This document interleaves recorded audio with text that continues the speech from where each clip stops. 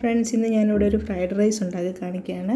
ഇത് നമ്മുടെ പ്രസ്റ്റീജിൻ്റെ ഒരു കെറ്റിലിൻ്റെ ഡെമോ കൂടിയാണ്. അപ്പോൾ ഇത് എങ്ങനെയാണ് ഉണ്ടാക്കുന്നത് നോക്കാം. ഇതാണ് പ്രസ്റ്റീജിൻ്റെ കെറ്റിൽ. അപ്പോൾ ഇതിൻ്റെ ഡെമോ പ്രോസസ്സിലേക്ക് പോകാം. ഫ്രൈഡ് റൈസ് ഉണ്ടാക്കുന്നത് കണ്ടോ, അതുണ്ടാക്കി.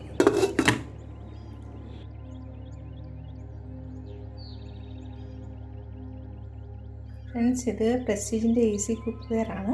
അപ്പം ഇതിനകത്ത് നമുക്ക് ചോറൊക്കെ വെക്കാമെന്നാണ് പറയുന്നത്. നമുക്ക് നോക്കാം. ഇതിൻ്റെ കൂടെ കിട്ടിയിരിക്കുന്നതാണ് മുട്ട പുഴുങ്ങാനുള്ള സാധനമുണ്ട്, പിന്നെ വെജിറ്റബിൾസൊക്കെ വേവിക്കാനുള്ള ഒരു ഗ്രില്ലും ഉണ്ട്, അല്ലെങ്കിൽ ഇറച്ചിയോ അതാണെന്ന് വെച്ചാലുള്ളത്.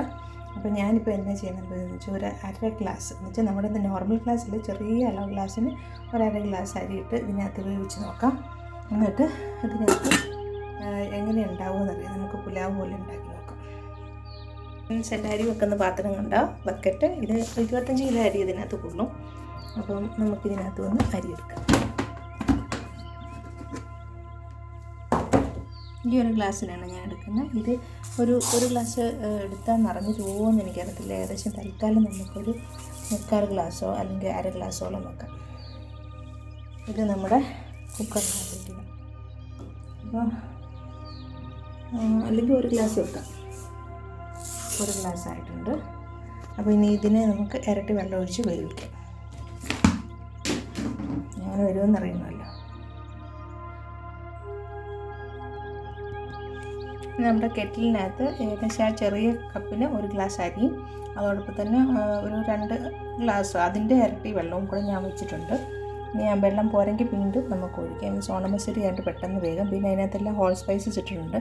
ഞാനിപ്പോൾ ഇതിനകത്ത് ഒരു കട്ട നെയ്യും കൂടെ ഇടുകയാണ്. ഗീ റൈസ് പോലെ ഉണ്ടാക്കിയെടുക്കാനാണ്. അത് തന്നെയല്ല, ഇത് വെള്ളം പുറത്തേക്ക് ചാടാതിരിക്കാനും കൂടെ. ഇനി ഇത് കുറച്ചൊന്ന് വെന്ത് വന്നതിന് ശേഷം നമുക്ക് മുട്ടയോ വെജിറ്റബിൾസോ ഒക്കെ ഇതിൻ്റെ മേലിൽ വെക്കാം.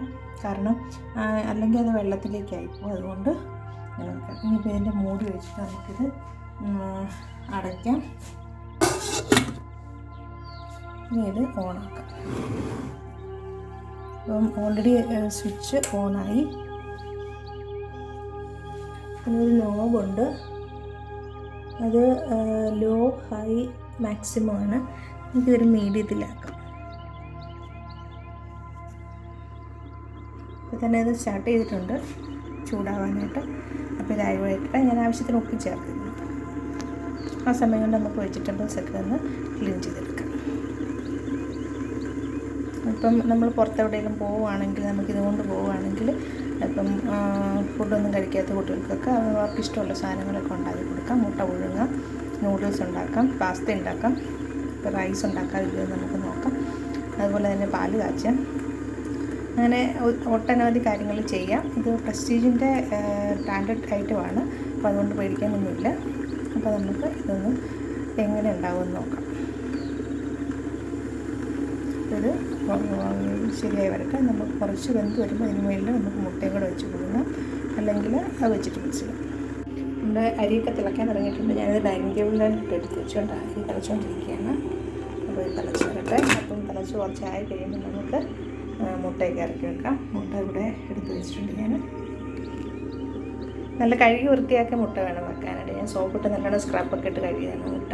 എന്നിട്ട് ഇത് കുറച്ചായി കഴിയുമ്പോൾ നമുക്ക് നമ്മുടെ റൈസ് എന്തായാലും നോക്കാം. ഏകദേശം ഇത് ഓഫായിട്ടിരിക്കുകയാണ്. അപ്പം നമുക്കിതൊന്ന് ഇളക്കി നോക്കാം.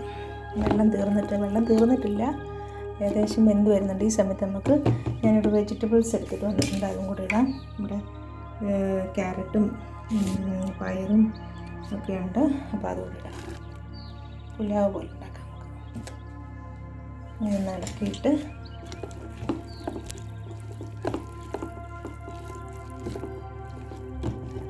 ഒന്നുകൂടെ ഓണാക്കി വെക്കാം. ഒരല്പം വെള്ളം കൂടെ വേണമെന്ന് തോന്നുന്നു. ഏതായാലും ഇത് പറ്റട്ടെ. ഇച്ചിരി വെള്ളം ഒഴിച്ചിട്ടുണ്ട്. ഇത് അടച്ചു വെക്കാം.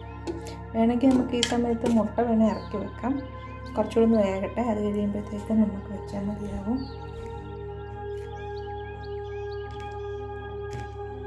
ഇറക്കി വെച്ചിട്ട് പക്ഷേ അത് അതിനകത്ത് അപ്പോൾ ഇത് എല്ലാം വെജിറ്റബിൾസൊക്കെ ഇട്ടു. ക്യാരറ്റ്, പിന്നെ ബീൻസ്, അതുപോലെ തന്നെ ഗ്രീൻ പീസൊക്കെ ഇട്ടു, പച്ച ഗ്രീൻ പീസൊക്കെ ഇട്ടിട്ടുണ്ട്. അപ്പോൾ അതെല്ലാം കൂടി ചേർത്ത് പുലാവായിട്ട് വരും. അപ്പോൾ അതൊരു വെയിറ്റ് ചെയ്യാൻ വൈകുന്നേരം വരെ. ഞാനിതിലേക്ക് മുട്ടയും കൂടെ വെച്ചിട്ടുണ്ട്, മുട്ടപ്പാത്രം ഇറക്കി വെച്ചിട്ടുണ്ട്. അപ്പോൾ അതും കൂടി ഇരുന്ന് പുഴുങ്ങട്ടെ.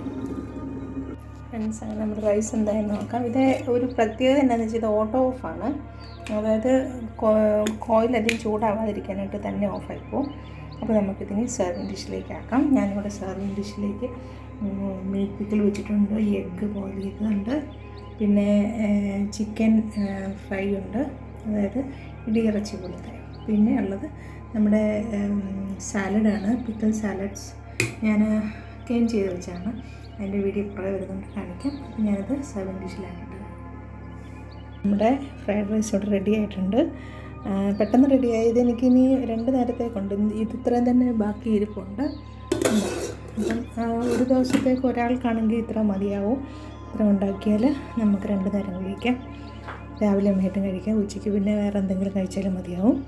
അപ്പോൾ ഇതാണ് നമ്മുടെ പ്രസ്റ്റീജിൻ്റെ എന്താ പറയുന്നത്, കെറ്റിൽ കം കുക്കർ എന്ന് പറയുന്നത്. ഓൾ ഇൻ ഓളാണ്. പക്ഷേ ഇതിനകത്ത് ഇടയ്ക്ക് ഓട്ടോ ഓഫ് ആയി പോകും, കാരണം അത് ചൂട് കൂടാതിരിക്കാൻ വേണ്ടിയിട്ട്.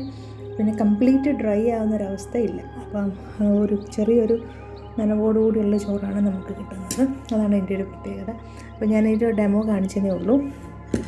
അതുപോലെ നമ്മുടെ മാംഗോ പിക്കിളൊക്കെ ഉണ്ട്, നല്ല സൂപ്പറാണ്. അപ്പോൾ കഴിക്കാം. നല്ലൊരു ഫ്ലേവർ വരുന്നുണ്ട് നെയ്യുടെയും. പിന്നെ ഞാനൊരു ഇത്തിരി മസാലപ്പൊടി ഇട്ടിരുന്നത്, അല്പം ഗരം മസാലപ്പൊടി നമ്മൾ വീട്ടിൽ പൊടിച്ചിട്ടിരുന്നു. പിന്നെ മറ്റ് ഹോൾ സ്പൈസസിൻ്റെയൊക്കെ ഫ്ലേവറുണ്ട്. അപ്പോൾ അങ്ങനെ ഇത് വളരെ നല്ലൊരു അരോമയാണ് വരുന്നത്. അതോടൊപ്പം തന്നെ നമുക്ക് ബാക്കിയെല്ലാം കൂടെ കൂട്ടി കഴിക്കാം.